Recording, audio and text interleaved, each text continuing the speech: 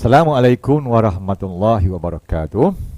Bertemu kita dalam kuliah untuk mata pelajaran Geografi STPM. Okay, ya? Dua kuliah yang lalu, cikgu bercerita soal mengapa perlu berada di tingkatan 6, kemudian sistem meritokrasi. Hari ini, saya pergi kepada mata pelajaran saya sendiri yang mungkin anak-anak akan mengambilnya, iaitu mata pelajaran Geografi. Jadi nak belajar mata pelajaran geografi, kita kena tahu dulu sukatan yang akan kita pelajari mengikut semester. Okey, antara topik-topik setiap semester, cikgu sebutkan tadi, dia tidak sama. Sem 1 topik lain, Sem 2 topik lain, Sem 3 topik lain. Mengapa begitu? Kerana setiap sem tadi dia akan ada peperiksaan yang menantinya di hujung. Masuk sem kedua, ada peperiksaannya. Tidak sama lagi dengan peperiksaan sebelum. Dan begitulah seterusnya.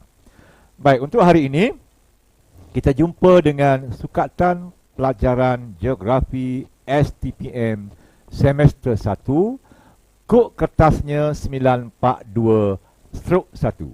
942 adalah kod kertas untuk Geografi, 1 adalah menggambarkan semester 1. Okey, baiklah. So, apakah dia? Anak-anak sekalian, jadi kita akan lihat kandungan hari ini, kita akan lihat format, kita akan lihat contoh soalan. So, 3 serangkai ni ya. Dalam kuliah ini, anak-anak akan tahu kandungan sukatan pelajaran, anak-anak akan tahu format peperiksaan bagi Sem 1, dan contoh soalan geografi Sem 1 pun saya berikan. Ini contoh ya, bukan soalan STPN yang akan keluar ni. Ini contoh sahaja. Baik. Baiklah. Kandungan sukatan geografi STPM secara keseluruhannya adalah seperti berikut.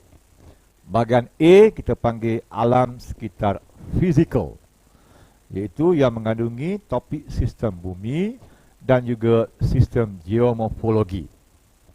Bahagian B, alam sekitar manusia, yang meliputi topik penduduk dan juga topik transformasi desa dan pembandaran. Jadi untuk Sem 1, anak-anak akan belajar 2 topik bahagian A, 2 topik bahagian B. 4 topik sahaja yang dibelajar. Mudah kan? Tak banyak.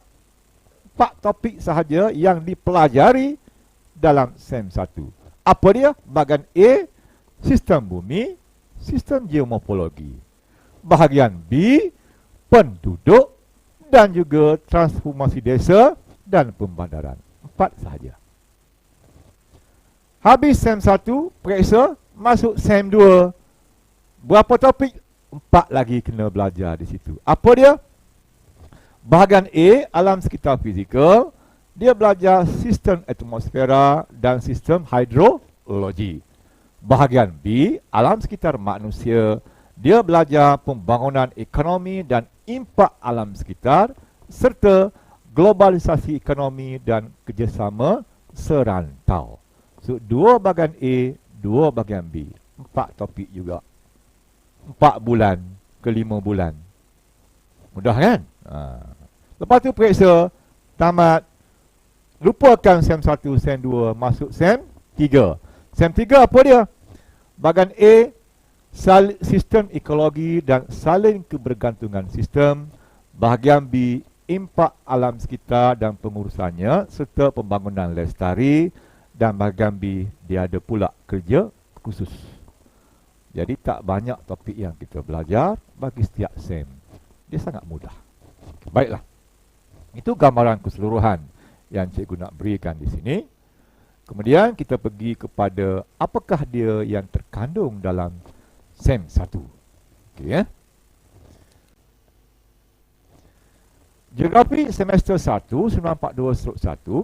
Kertas ini terdiri daripada 2 bahagian, iaitu bahagian A, alam sekitar fizikal, yang terdiri daripada 2 tema, 2 topik, iaitu sistem bumi dan sistem geomorfologi. Bahagian B, alam sekitar manusia, yang juga terdiri daripada dua topik, iaitu penduduk dan transformasi desa dan pembandaran. Ini dulu yang akan saya sentuh. Sebab ini dulu yang anak-anak akan belajar dalam SEM 1. Tempoh pengajaran bagi semester 1 adalah 120 waktu. 4 ke 5 bulan tadi, ya. Pada akhir semester 1, calon akan dinilai melalui peperiksaan akhir SEM 1. Calon dibenarkan mengulang peperiksaan atau memperbaiki grade pada akhir SEM 3. Ini sangat penting. Kalau tak puas hati di SEM 1, tak dapat A geografi di SEM 1, anak-anak boleh mengulang di SEM 3 nanti. Okey? Itu bagusnya sistem ini. Bukan kata gagal mengulang, tak puas hati. Selagi tak boleh A, aku tak puas hati, aku nak ulang. Silakan. Ulang bila? Ulang di SEM 3. Keputusan yang terbaik akan diambil kira. Sama ada di SEM 1 yang asal ataupun yang ulangan. Mana yang terbaik akan diambil kira. Katakanlah SEM 1 asal dia boleh B, SEM 3 ulangan dia boleh A, maka A itu akan diambil. SEM 1 asal dia boleh A minus, SEM ulangan dia boleh B, maka SEM 1 asal A minus itu akan diambil kira. Tidak ada sistem seperti ini dalam dunia melainkan STPM. Okey, ya. Saya harap anak-anak faham yang itu. Baik. Bahagian A, apa yang akan dipelajari di bawah topik sistem bumi? Okey, ini di bawah topik yang pertama, iaitu sistem bumi. Bahagian A, alam sekitar fizikal. Belajar apa? Yang pertama, konsep dan ciri sistem alam sekitar fizikal.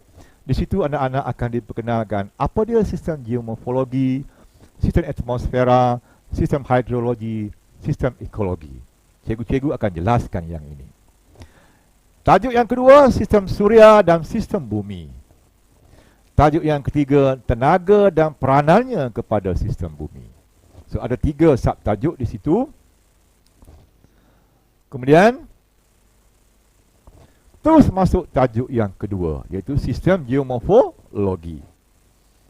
Okey, jadi tajuk yang pertama tadi, okey, untuk tajuk yang pertama, sistem bumi, ada 3 saja. Konsep dan ciri sistem alam sekitar fizikal, sistem suria dan sistem bumi, tenaga dan peranannya kepada sistem bumi. 3 subtajuk, akan ada 1 soalan keluar. Mudah kan? Belajar 3 ni, ada 1 soalan keluar. So, tunggu apa lagi? Topik sikit, soalan ada. Pulun betul-betul. Belasah betul-betul topik ini. InsyaAllah anak-anak boleh jawab dengan baik nanti. Baik. Topik yang kedua, tajuk yang kedua adalah sistem geomorfologi. Ini berkait dengan permukaan bumi, ya. Okey, tajuknya ada banyak di sini sikit. Tajuk 4, konsep dan proses geomorfologi serta konfigurasi muka bumi, kepelbagaian muka bumi. Batuan dan geologi, topik yang kelima. Tajuk yang keenam, proses endogenik. Di sini anak-anak akan belajar lipatan, gelinciran, gempa bumi, gunung berapi. Kemudian tajuk yang ketujuh, hanyutan benua dan teori plate tektonik. Tajuk yang ke-8, proses lulu hawa, jenis, faktor, hasil dan kepentingannya. Itu yang ke-8.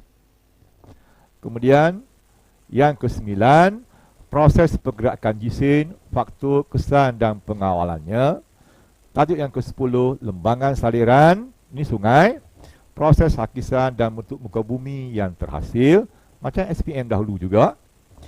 Tajuk yang ke-11, lembangan saliran lagi, sungai, proses pengangkutan dan pendapan serta bentuk muka bumi yang terhasil. Tajuk yang ke-12, pinggir pantai, SPM pun ada, proses hakisan dan bentuk muka bumi yang terhasil. Tajuk yang ke-13, pinggir pantai, proses pengangkutan dan pemendapan serta bentuk muka bumi yang terhasil. Tajuk yang ke-14, kaitan sistem geomorfologi dengan manusia. Tajuk yang ke-15, kemahiran amali sistem geomorfologi. Jadi ada 15 subtajuk di bawah sistem geomorfologi. Subtajuk ini boleh kita anggapkan 1 minggu habis 1. Jadi ada 15 minggu je lah untuk kita belajar. Tak susah kan? Tak banyak sebenarnya. Okey, jadi mudah untuk para pelajar. Baiklah. Kita pergi pula kepada bahagian B, alam sekitar manusia. Yang tadi alam sekitar fizikal. Bahagian B, alam sekitar manusia. Topik yang pertama iaitu tajuk penduduk. Apakah sub-sub tajuk yang nak dipelajari? Tajuk yang pertama, sub yang pertama ialah konsep penduduk sebagai sumber. Sub tajuk kedua, taburan penduduk. Sub tajuk yang ketiga, pertumbuhan penduduk, trend dan faktor yang mempengaruhinya. Subtopik yang keempat, pertumbuhan penduduk, kesan pertumbuhan penduduk. Okey, kesan pertumbuhan penduduk. Itu topik yang keempat. Okey, yang kelima, subtopik yang kelima, piramid penduduk dan model peralihan demografi. Subtopik keenam, migrasi penduduk. Subtopik ketujuh, penduduk dan sumber alam. Subtopik yang ke-8, kemahiran amali penduduk. So, di bawah topik penduduk ada 8 subtajuk. Okey, selesai dalam masa 2 bulan. Beres. Garanti 2 bulan beres untuk 8 topik ini. Okey. 2 bulan lagi nak belajar apa? Masuk transformasi desa dan pembandaran. Ini topik yang kedua, tema yang kedua. Masih bahagian B, alam sekitar manusia. Okey. Apa tajuknya? Subtajuk yang ke-9, transformasi desa, konsep dan strategi pembangunan desa. Yang ke-10, transformasi desa, proses perubahan desa dan kesan-kesannya. Yang ke-11, bandar dan pembandaran, konsep, jenis dan ciri bandar. Jadi ada 11 di situ. Sambung lagi. Okey. Yang ke-12, topik yang ke-12, proses dan faktor pembandaran ataupun urbanisasi. Yang ke-13, peranan bandar dalam pembangunan. Yang ke-14, kesan pembandaran terhadap penduduk dan alam sekitar. Yang ke-15, kemahiran amali transformasi desa dan pembandaran. So, kurang lebih ada 15 minggu untuk bahagian ini. Jadi bila kita campur semua, seminggu satu tajuk, maknanya anak-anak boleh selesai dalam masa 4 bulan atau 4 bulan setengah. Selesai semua topik dipelajari, menunggu STPM pada akhir semester tersebut. Mudah kan? Tak banyak. Okey? Tak banyak perkara. Tapi jangan tinggalkan. Bila kita belajar mengikut semester ini, dia tak boleh skip tajuk. Dia kena sentuh semua.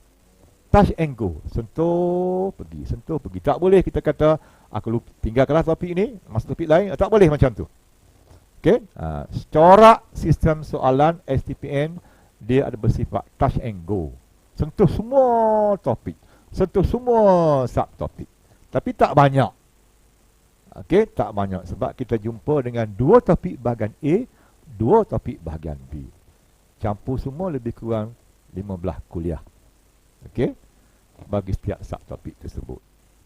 So, tak lama kan? Okey, mudah saja. Jadi kalau anak-anak itu tak ada SPM, tak ambil geografi SPM, boleh tak ambil geografi forensik? Boleh. Dia tidak ada langsung kata kaitannya. Oh, aku tak ambil geografi SPM, maka aku tak layak mengambil geografi STPM. Salah itu. Pengalaman cikgu, 29 tahun cikgu mengajar, anak-anak yang tak ambil geografi SPM itu, resultnya lebih cemerlang banding dengan ambil SPM. Terutama sekali para pelajar yang SPM-nya aliran sains, tapi tukar ke jurusan sastra, kemanusiaan, ambil geografi, inilah anak-anak yang membolot A dalam geografi. Ini pengalaman cikgu. Okay, jangan kata, oh aku tak ada basic. Tak ada. Sama saja. Sebab kita bukan mengukur basic. Okay? Mengukur apa yang anak-anak belajar pada masa itu. Pada masa STPM dijalankan. So, tak luas tajuknya, ya, tak banyak. Baik. Kita pergi kepada seterusnya ialah memahami format peperiksaan semester 1. Dah tahu dah tajuk apa nak belajar, kita faham pula macam mana rupa peperiksaan bagi semester 1. Boleh, ya? Jadi kod kertas semester 1 ialah 942/1 geografi 1. Geografi 1 tu maksudnya geografi semester 1. Ada 2 bahagian.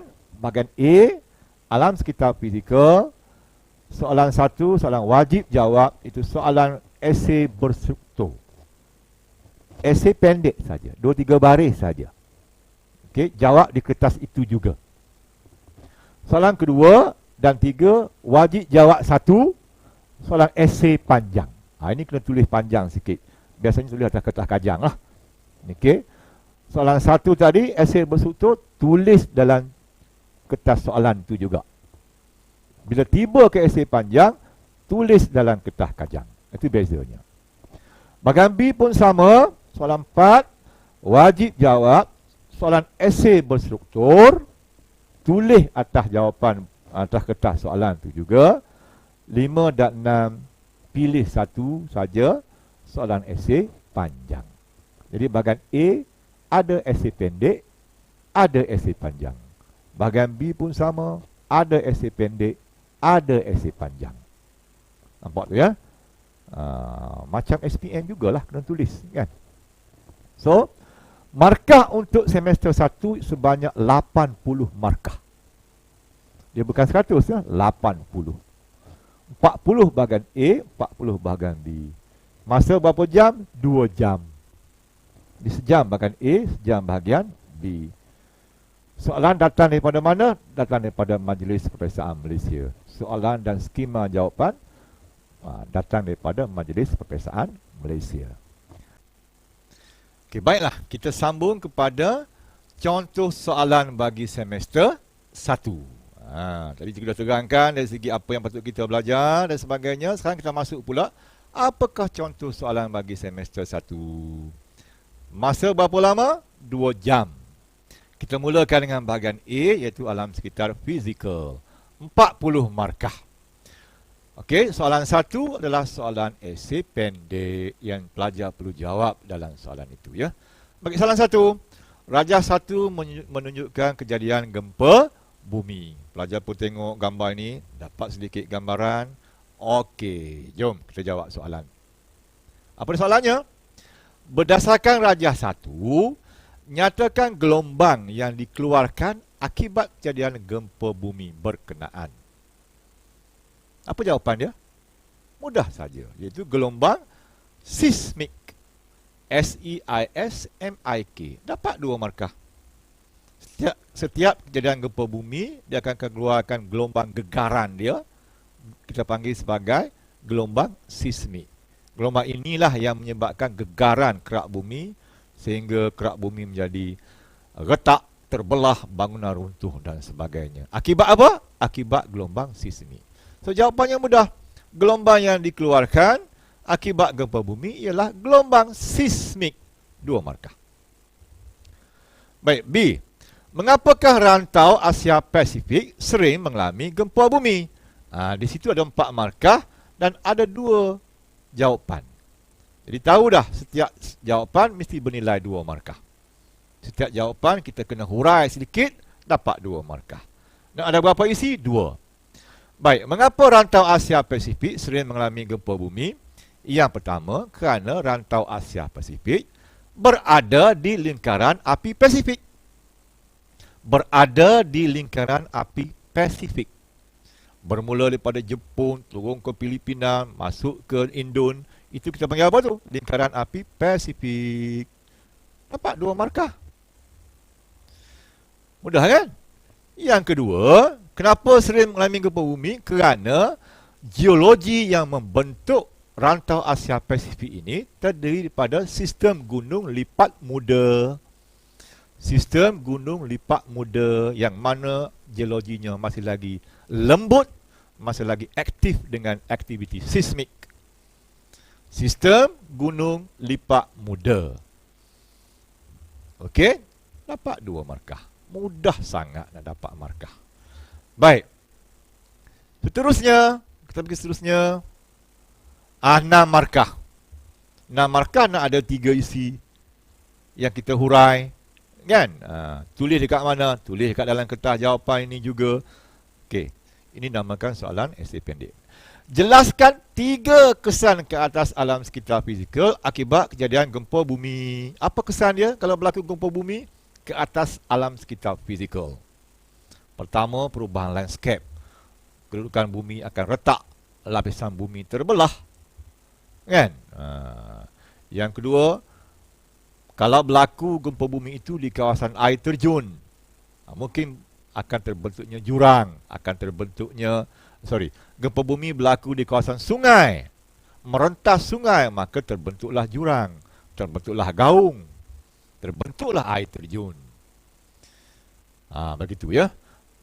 Jadi kena cari 3 isi saja untuk kita terangkan. Setiap isi 2 markah, 2 markah, 2 markah. Setiap isi hurailah 2-3 baris. Kan? Dapat 2 markah, 6 markah. Mudah sangat soalan tingkatan 6 ni. Baik. Ini namanya soalan esei pendek, soalan berstruktur. Okey. Sambung lagi.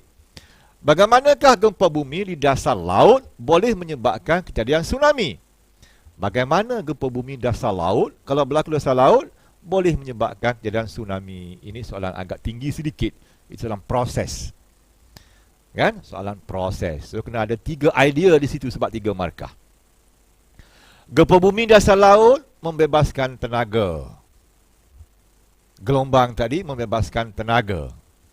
Tenaga daripada gempa bumi akan dipindahkan kepada air laut, membentuk gelombang. Okey, bila air laut bergelombang, gelombang akan bergerak menuju ke pantai dalam kelajuan yang tinggi akibat pembebasan tenaga yang besar-besaran tadi, maka terjadilah tsunami.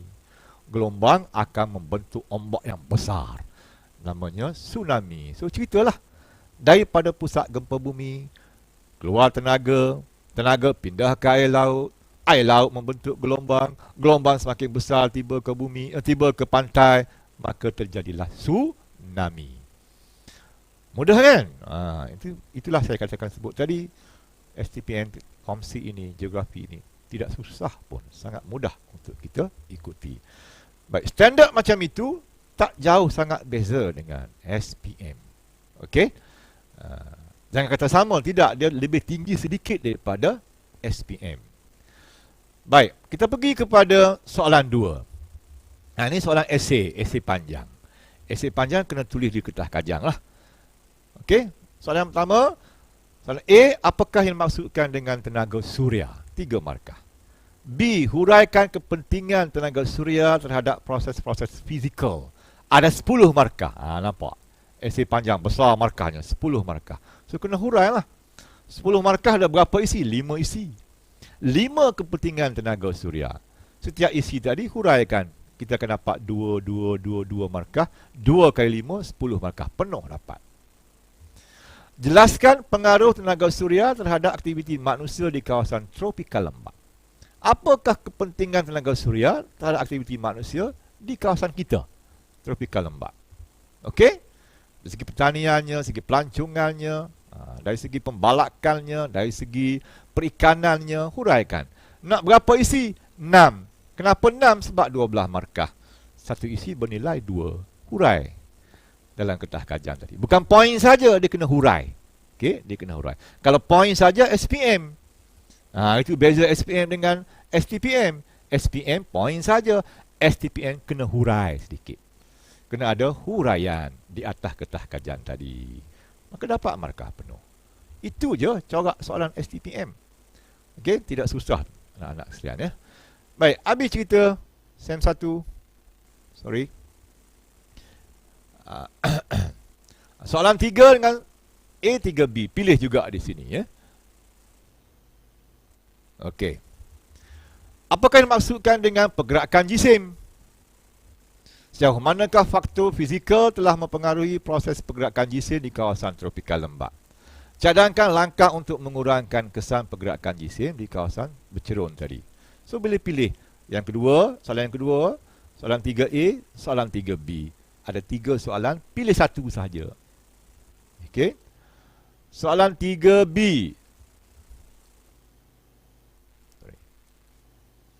Soalan 3B. Namakan 3 kawasan pinggir pantai yang mengalami hakisan yang kritikal di Malaysia. Namakanlah. Pantai apa kan? Bagaimanakah zon pinggir pantai di Malaysia terhakis? Cadangkan langkah untuk mengurangkan hakisan di zon pinggir pantai di Malaysia. Inilah dia rupa bentuk soalan Geografi STPM semester 1. Okey, baik. Habis bahagian A, kita pergi kepada bahagian B. Bahagian B ni untuk apa ni? Alam sekitar manusia. Kan? Baik. So, jawab soalan 4 dan satu soalan lain sama ada soalan 5 atau soalan 6. Soalan 4 itu esei pendek, 5 atau 6 esei panjang. Okay, soalan 4.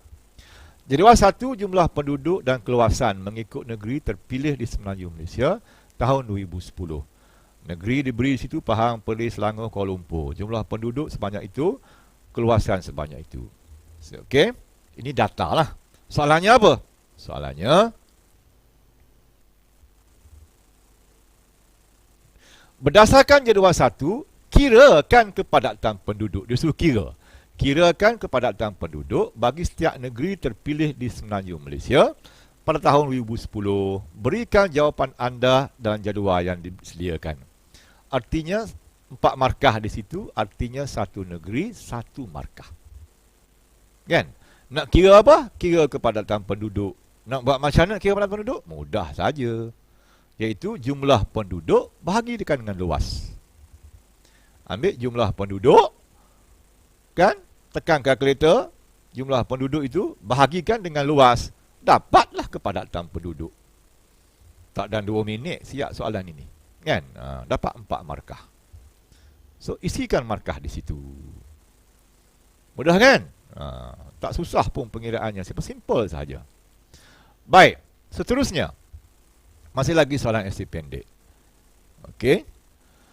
Jelaskan 3 faktor yang mempengaruhi perbezaan kepadatan penduduk di negeri-negeri terpilih di Semenanjung Malaysia pada tahun 2010. Mengapa negeri ini padat? Mengapa negeri ini jarang? Apa faktor dia? Banyak faktor kan? Faktor bentuk muka bumi, faktor ekonomi, kemajuan sosial, faktor pembandaran dan sebagainya. Hurailah. Satu isi yang dihurai 2 markah.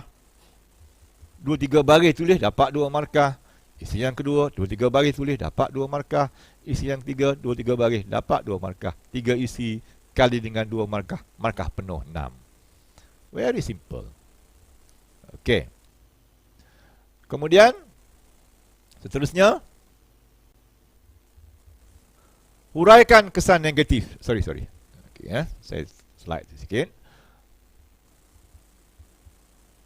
Huraikan kesan negatif ke atas alam sekitar fizikal akibat tumpuan dan kepadatan penduduk di Bandaraya Kuala Lumpur. Ini soalan yang lebih spesifik lah, iaitu di Bandaraya Kuala Lumpur. Apa kesan negatif kepada alam sekitar fizikal akibat tumpuan penduduk dan kepadatan penduduk yang ramai, tertumpu sangat di Kuala Lumpur tu, ramai orang. Apa kesannya pada alam sekitar fizikal? Pencemaran air, pencemaran bunyi, pencemaran bau. 3 tu je, cukup dah. Pencemaran air, hurai. Pencemaran bunyi, hurai. Bau, hurai. Alam sekitar fizikal, ingat ya. Jangan cerita mengenai kesesakan. Itu alam sekitar manusia. Pencemaran je, cukup dah. Air, bunyi, bau. Hurai yang itu, dapat 5 markah penuh. Okey, simple kan? Baik, kita pergi kepada soalan esei panjang pula. Soalan 5. Okey. Takrifkan maksud lebihan penduduk. Mengapa setengah negara mengalami lebihan penduduk? 10 markah. Kena panjanglah sikit tulisnya sebab 10 markah. Berapa isi? 5 isi. 1 isi 2 markah. Kan? Jelaskan kesan negatif lebihan penduduk terhadap sosioekonomi sebuah negara. Kalau banyak sangat penduduk, apa kesan kepada sosioekonomi? Kesan buruk ya. 6 isi di situ. Hurailah. Okey.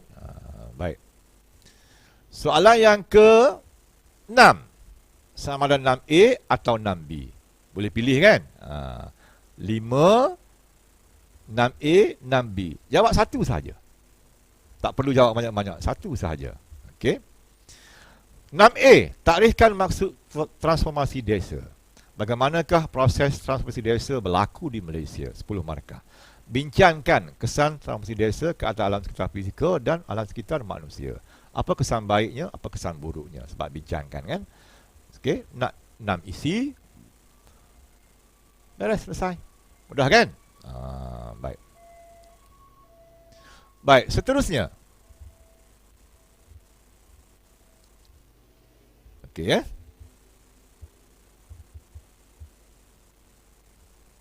Okey, baiklah.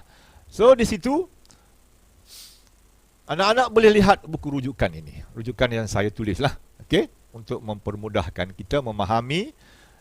Bacalah buku-buku rujukan isi-isi tadi ya. Di samping kita ikuti kuliah-kuliah guru, maka bacalah buku-buku rujukan. Rujukan utama buku yang saya tulis iaitu Teks Perayu STPM Geografi Semester 1 yang diterbitkan oleh Sasbadi. Ini bukunya ya. Okey, saya ambil buku sekejap. Ini bukunya, jadi anak-anak boleh tengoklah. Dia ada SEM 1, SEM 2 dan SEM 3 berasingan ya. So boleh beli buku ni di pasaran. Baik. Mungkin kulitnya dah bertukar lah sekarang ya. Baik. So tak susah sangatlah kita nak belajar geografi STPM supaya anak-anak semua boleh ikuti dengan baik. Okey, cikgu dah terangkan tajuknya apa, cikgu dah tunjukkan soalannya apa, cikgu dah sentuh sedikit apa yang nak dipelajari, apa yang nak dijawab dan sebagainya. Okey, jadi saya harap anak-anak semua akan berjaya dengan cemerlang untuk mengikuti mata pelajaran geografi ini. Subjek geografi bukanlah satu subjek yang sukar. Okey, mudah sahaja. Hanya sedikit berbeza dengan SPM, sikit atas ya. Kalau SPM itu lebih kepada isi, okey, memadai dengan isi, tapi STPM kita kena ada huraian. Teknik menjawab itu lebih kepada huraian. Okey, ada fakta, ada huraian, ada contoh. Bagi setiap isi yang kita hurai, insya-Allah kita akan dapat markah yang baik. Okey. Dalam konteks ini kita ada soalan esei pendek, kita ada soalan esei panjang. Kan? Esei pendek jawab atas kertas soalan itu juga. Soalan esei panjang terus jawab di atas kertas kajang. Saya minta lah. Okay? Jadi berlatihlah untuk menulis esei. Lazimnya pengalaman cikgu kalau sewaktu anak-anak berada di transisi peralihan ni dari tingkatan 5 ke tingkatan 6, dia hadapi sedikit masalah untuk menghurai. Okay? Permulaannya sahaja. Sebab SPM diajar bukan menghurai dengan panjang. Kan? Mungkin pendek-pendek sahaja, mungkin isi-isi sahaja. Tetapi STPM nak ada huraian. Huraian yang tepat, huraian yang relevan, huraian yang kena dengan kehendak soalan. Itu skill-skill yang boleh dipelajari. InsyaAllah cikgu-cikgu akan membantu anak-anak semua. Jadi cukup sekadar di situ dulu. SEM 1. Kita akan jumpa dalam kuliah untuk topik SEM 2. Sekian. Wassalamualaikum warahmatullahi wabarakatuh. Jumpa lagi.